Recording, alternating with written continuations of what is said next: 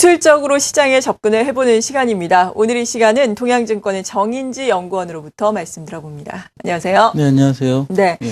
일단 미국 증시부터 알아보겠습니다. 미국 증시 물론 새해 들어서 이 거래일밖에 열리진 않았지만 예. 출발이 아주 좋았습니다. 예. 첫 번째 거래일 급등 이후에 어제는 좀 쉬어가는 양상이었는데요. 예. 좀 중장기적으로 놓고 보자면 어떻습니까? 예, 뭐 누차 말씀드렸지만 예. 예, 좋은 쪽으로 전 보고 있습니다. 미국 증시 주봉상의 장기 차트의 그림 자체가 계속 매수세 강화되는 그림이고 최근에 연초의 상승도 사실 뭐 그런 맥락에서 그냥 하나의 과정이었다 이렇게 볼 수 있겠고요. 네. 주봉 차트 보시면 뭐 설명 많이 드린 것 같은데 어쨌든 이 60주 이평선을 이탈하는 이 폭이 점점 이렇게 작아져 왔다는 거죠. 그럼 매수세가 어쨌든 쭉 빠르게 점점 강하게 유입되고 있었다는 얘기고 지금 이제 20주 이평선에서의 공방 뭐 4주, 5주 정도 있었는데 이제 위로 이제 뚫어서 이 공방이 어느 정도 끝난 모양이 아니냐 이렇게 생각이 되고요. 그렇다면 궁극적으로 목표는 어느 정도 보냐면 요 채널 상단선이 1510포인트 정도에 있는데 지금부터 뭐 한 4, 5% 정도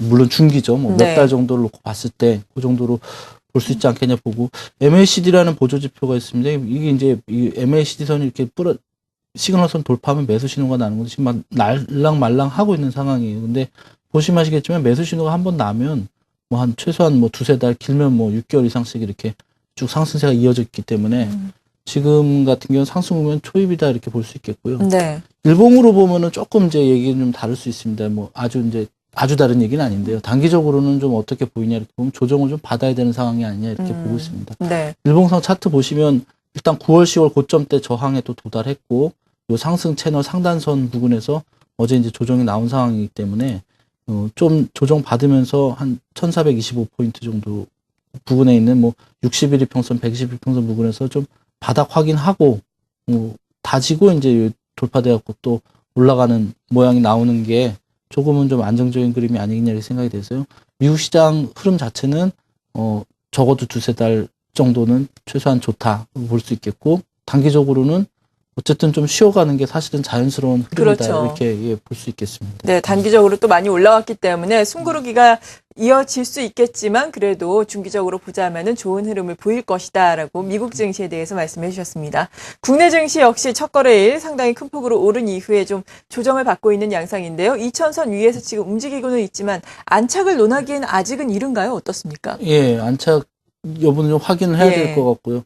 생각보다 조정폭이 커질 수도 있습니다. 제가 뭐 계속 사실은 저는 연초에 이제 막 많이 올라갔고 속으로 좀 당황스러웠는데 제가 뭐 작년 11월 달부터 계속 했던 얘기가 2000 정도 가서 조정받고 올라가면 제일 좋다. 이제 이렇게 말씀드렸었는데 예, 사실은 이제 첫 거래일에 굉장히 강하게 올랐죠. 재정적인 문제가 어느 정도 해결되면서. 근데 이제 지금은 어쩌면 이제 또 제가 생각했던 시나리오대로 조정이 좀 진행되는 게 아닌가 이런 생각이 드는데 아직은 결론 나지 않았습니다. 이제 큰 그림 보면서 이제 차트를 보고 말씀드리겠습니다.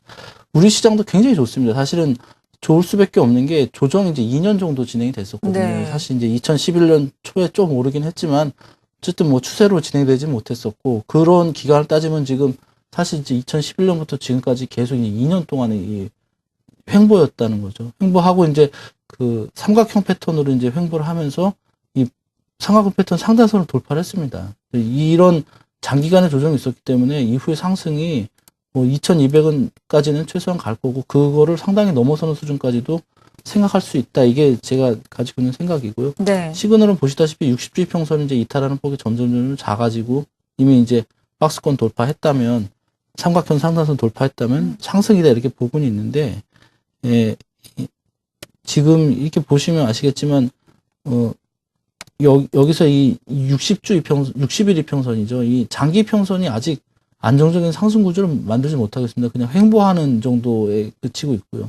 지금 이런 상황에서 주가가 계속 올라간다면 상당히 이제 부담이 될 수밖에 없는 상황이라서 지금 이제 시나리오는 이제 두 가지 정도 생각할 수가 있습니다. 여기서 한 2000 정도가 지지가 되는 즉 21 이평선 위쪽이나 그 부근에서 추세선에서 저점이 나와주면 뭐 불규칙하게라도 이렇게 이 채널을 따라서 쭉 올라갈 수 있겠고요. 그렇게 보면 한 2100포인트까지를 상승 목표치를 볼 수가 있습니다. 다른 시나리오는 만약에 이제 21일평선이 이탈되면 61평선 부분까지 조정폭 확대하고 바닥을 좀 충분히 다지고 이제 올라가는 그림인데 단기적으로 봤을 때는 뭐 계속 올라가는 게 더 좋다고 볼 수도 있겠지만 좀 안정적인 상승을 위해서는 좀 1900 한 50포인트 부근까지 한 되돌려서 바닥을 좀 확실히 다지고 가는 게 조금 더 이제 장기적으로 좋지 않겠냐 하는 게 개인적인 생각입니다. 지금으로서는 두 가지 가능성이 이제 좀 병존하고 있는 상황이다 이렇게 볼 수 있습니다. 네, 갈림목이 어떻게 보면은 서 있다라고 볼 수가 예, 있겠네요. 예, 그렇습니다. 네. 그리고 업종별로 좀 살펴보겠는데, 먼저 그동안 상당히 큰 폭으로 오르던 전기전자 업종이 약간 조정을 받고 있는 양상이거든요. 예. 전기전자 업종 차트로 예. 보자면 어떻습니까? 차트를 보시면 이제 얘기가 굉장히 쉽습니다. 예. 왜 조정이 나오는지 뭐 차트 보시면 아시겠지만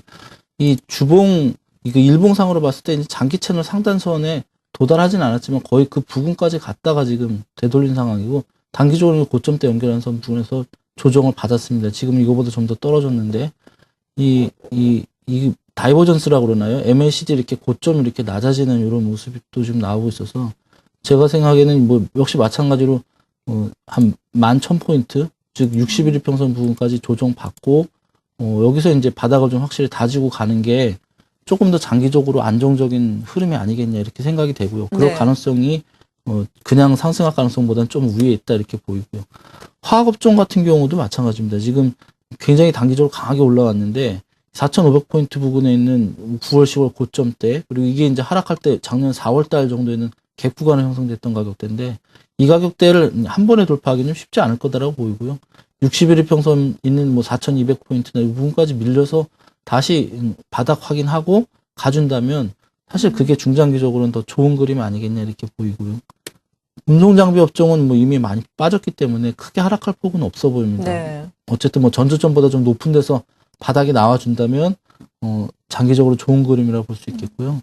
금융업종도 지금 견조하게 상승하고는 있지만 9월달 고점대까지 폭이 많이 남지 않았습니다. 그리고 지금 장기 평선 똑같이 이제 횡보하는 중이라서 업종별 흐름을 보더라도 지금 어쨌든 단기 추세가 꺾인 상황은 아니다. 더 갈 수도 있다라는 것까지는 열어둬야 되겠지만 장기적인 흐름으로 봤을 때는 장기 평선들이 아직 턴하고 있지 않거든요. 이런 건 이제 실적으로도 얘기가 됩니다. 오늘 뭐 하우스에서 얘기하는데 뭐 이런 화학업종이나 이런 것들 아직 실적이 확실히 개선되는 모습으로 나타나고 있지는 않다 이렇게 얘기를 하시는데 이제 그런 차원에서 보더라도 어쨌든 단기적인 상승폭은 좀 제한될 가능성이 있다 이렇게 볼 수 있겠고요.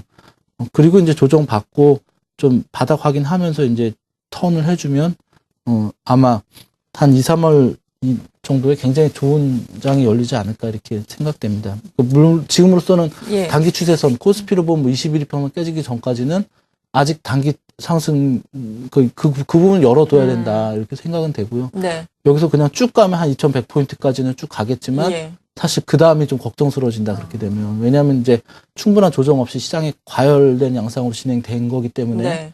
그러면 이제 조정이 상당히 길어지든지 아니면 폭이 커지든지 그런 어떤 상충되는 관계가 좀 있지 않겠냐 이렇게 보고 있습니다. 네, 어쨌든 이상적으로 가는 거는 좀 어느 정도 조정을 받고선 다시 올라가는 예, 거네요.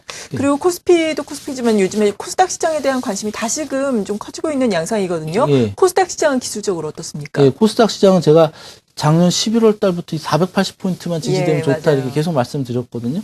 사실 뭐 좀 불안하겠습니다. 중간에 한번 이탈하긴 했었는데 어쨌든 살짝 무너지는 날은 이거 큰일 났다 이제 걱정스럽다는 생각했었는데 어쨌든 다시 살아나줘가지고 하락 추세선은 이미 돌파했습니다. 중기 하락 추세선도 돌파했고 여기가 61일 평선 저항에 지금 맞은 상황이라서 단기적으로는 좀 조정 가능하지만 어쨌든 480포인트의 지지를 확인한 상황이기 때문에 조정 받더라도 이 490포인트에 있는 추세선만 이탈하지 않는다면 결국은 상승 쪽으로 진행되지 않겠냐 이렇게 보고 있습니다. 네, 이렇게 시장에 대해서 기술적인 분석 들어봤습니다. 동양증권의 정인지 연구원이었습니다. 고맙습니다. 예, 감사합니다.